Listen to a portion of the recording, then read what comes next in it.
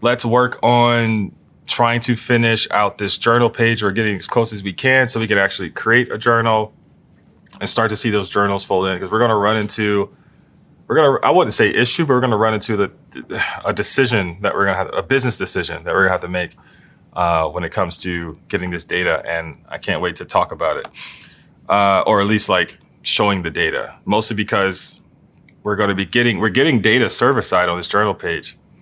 But at some point, we're going to have to create something. And yes, with server actions, you can create things on the server. If you've seen the intro to Next.js, I've talked about server actions. You also heard me say that I don't like to do that when the UI is waiting. So I probably won't use server actions for that. So I'll do it on the client. So if I'm doing that on the client as I'm creating something, but all the entries are being fetched on the server, how does the server know that it needs to go refetch all the entries that was created on the client? So there's a miscommunication there. So solving that is a really good exercise in what Next.js is capable of. But we'll get to that. What we'll do now is let's just create some components for the entries we don't have and a component to create a new entry, and we'll go from there. So let's do that. First things first is let's go to where we'll make some components. So what I like to do is to make a components folder on the root. So I'll say components, like so. And then inside of here, I'll make a entry card.tsx. And then I'll say like a new entry card.tsx. So for the entry card, let's just say entry card. It's going to take in an entry like so. Going to be exported.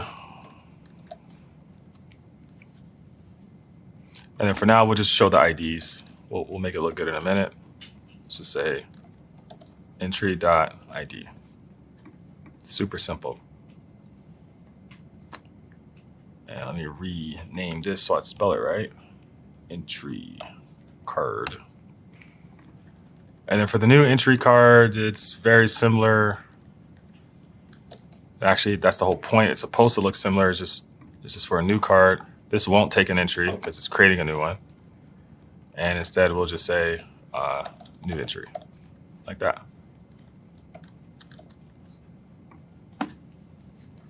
I always like to make my components just, show a div, some hello world thing, render them, and then go back and make them. That way I can actually see them on the screen when I'm making them. It's very rare that I'll go make a component and just flush it out completely before I even render it somewhere. Unless I know exactly what I'm doing, I copied and paste something. It's very rare that I'll do that because I need to build it visually because it's a UI component. I need to see it. So very rare. So I always do this back and forth motion of like, get it on, just make it render something, go render it, and then come back and make it look good. Because a lot of the time in CSS, it's just me opening the browser, playing around with the CSS in the browser to see what styles I need, and then going back and adding those classes to the component. It's a lot easier to design in the browser with the dev tools than it is to go in here and add the stuff. Although Next.js and Tailwind makes it really quick. You just hit save and it refreshes immediately. But sometimes maybe the thing that you're designing is hidden behind a few clicks, and then this thing's got to happen and this thing's got to happen. It's a modal. So, having to do that, saving it and open it back up and do this stuff is a little annoying. It's a lot easier just to open the browser sometimes and just go play with the CSS there and then figure out what you got to do in the code. Okay, so we have those components. Now I'm going to go back to our journal page, and we're just going to bring those in. So first thing I want to do though is I want to make a grid. So I'm going to make a grid here. I'm going to call this grid. And I'm going to say grid columns. I want this to be 3 columns. So grid columns 3. And then I want them to have a gap of 4, which is about 16 pixels. So the first thing in the grid is always going to be the new entry card. It's always going to be at the top.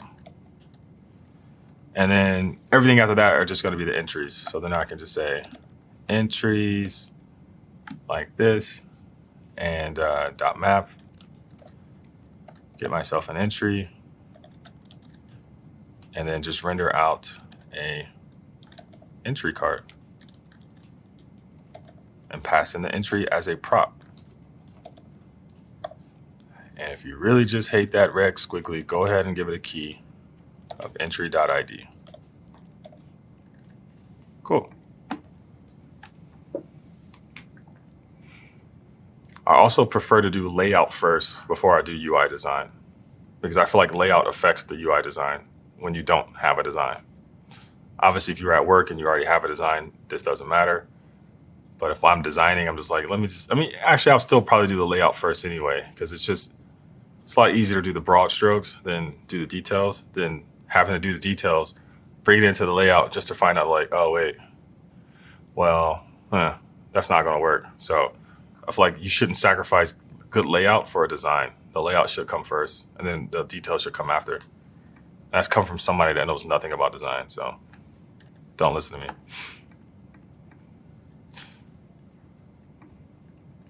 All right. Cool. So we're really not going to see anything here, right? Because we don't have anything. But let's start to make it look a little better. So I want these to kind of look like cards almost. So that's what we're going to do. But the first thing that's truly bothering me is the fact that there's no padding on this. I just can't take it. So I'm going to put a padding of 10 on all of this. There we go. So much better. And actually what I want to do, I want to put a title on this page. So I'm going to wrap this div and another div.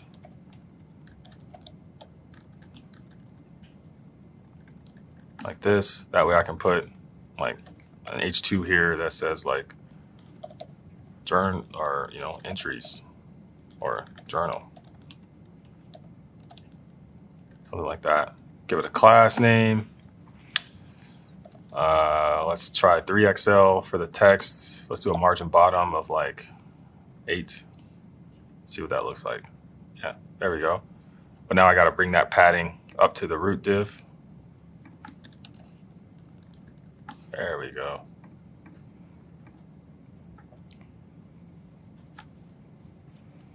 So we get something like that. Could I see your top level imports? Absolutely. Real quick for the 2 components we just made. Yep. So I've used @ which will give me root /components / the name. I tried to destructure them both in one. Yeah. So if you try to destructure them, that would be a named export. So some people do that as a there's really no wrong or right way. The only thing you have to do is you can't do that for pages. For pages, anything that's a special file in Next.js as a component has to be a default export. Otherwise, Next.js doesn't know what the name of the export is, so it can't import it. And it's not going to do like some static analysis like TypeScript is going to do and read your files to get the names of the exports. So just have the default exports. Components, you can do whatever the hell you want. These aren't special files. You just got to make sure you import them the way that you exported them. But pages and layouts and templates and things like that are specially named have to have the specific exports. Okay.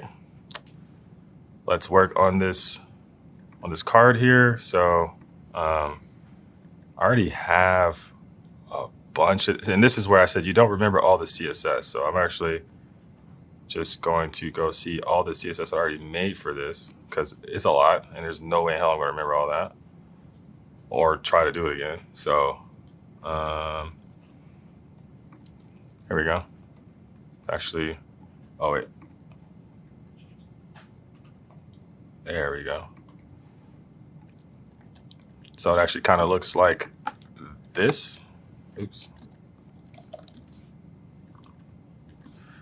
Worry about the unclick for now.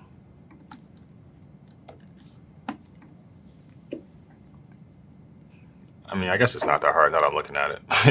It just puts a cursor pointer on it. Overflow hidden, rounded the corners, make the background white, and adds a shadow, and then some padding. So I guess it's not too bad. But to copy that, this is what the repo's for.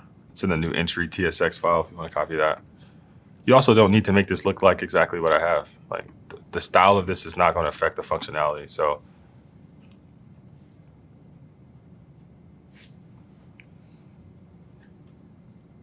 okay, and then if we go check this out, just to verify, it's there. Now what's bothering me is that it's a white card on a white background and I can't stand it. So I'm going to fix that.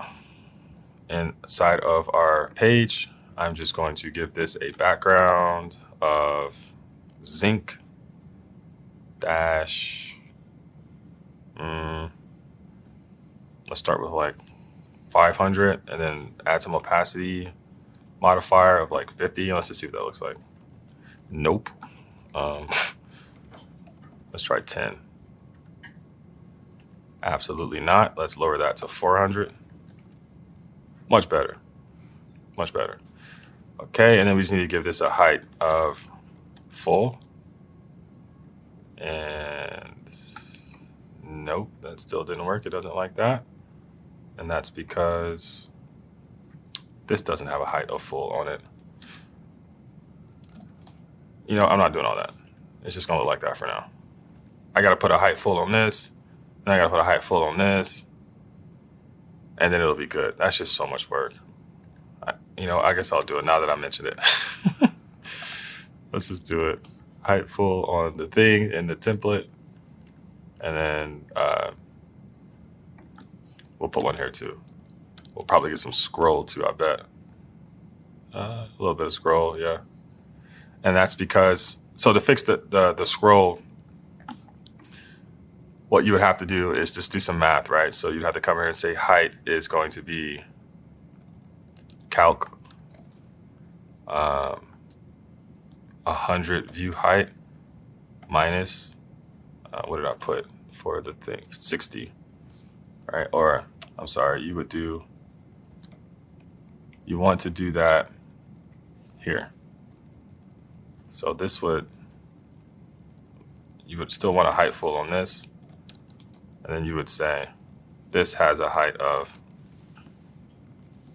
100 view height, or sorry, calc 100 view height minus 60 pixels. And the reason we do that is because 100 view height is the entire screen, but minus 60 pixels because we have a header up top that's 60 pixels.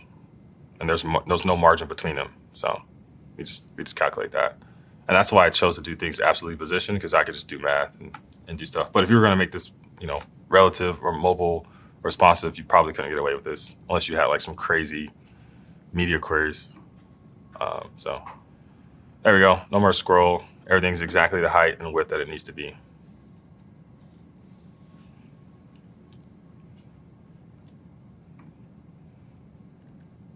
Okay, so we got this new entry. It literally does nothing when we click on it. Let's change that.